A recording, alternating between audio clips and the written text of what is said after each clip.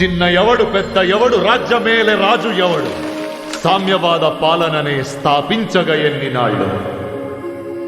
అమ్మా, ఈ పుస్తకం రాసిండు కదా, అతను చూడాలనుంది.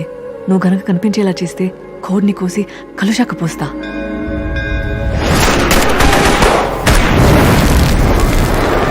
ఈ అక్క రావణదల వచ్చిందిరా.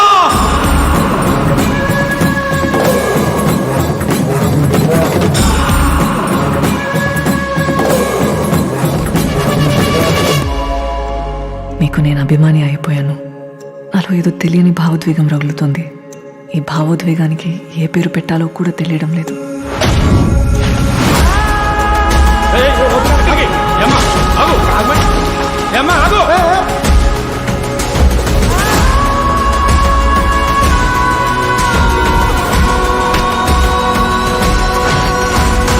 ఈ నక్సలైట్ వల్ల ఏమన్నా ఉపయోగం ఉందా? మా ఊర్లల్లో మా ఆడోళ్ళ మీద అత్యాచారాలు హత్యలు జరిగినప్పుడు ఏ పార్టీ వాళ్ళు వచ్చారు సార్? మా అన్నలు వచ్చారు సార్. నోరు లేని సమాజానికి నోరు అందిస్తారు సార్ వాళ్ళు. రవాణా చేస్తున్న మామూలు వార్ కాదు సార్, గెరిల్లా వార్. అడవిలో ఉన్న ప్రతి చెట్టు పుట్ట అతని రక్షణ కవచాలు. ఈ కళలో నిజాయితీ కనిపిస్తలేదా? ప్రేమ కనిపిస్తలేదా?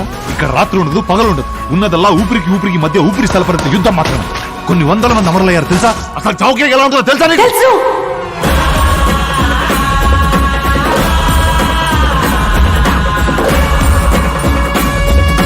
రక్తపాతం లేకుండా మనం చేయలేమో చెప్పు.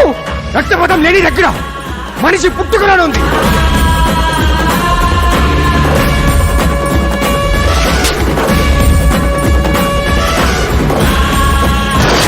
ఈ తుపాకీ కొట్టును శాంతి లేదురా.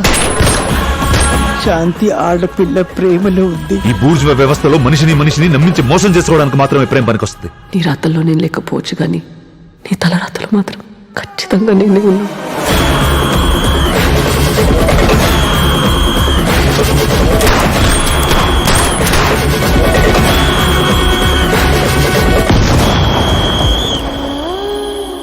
ఒక యుద్ధం ఎన్నో ప్రాణాలు తీస్తుంది, కానీ అదే యుద్ధం నాకు ప్రాణం పోసింది. నేను వెన్నెల, ఇది నా కథ.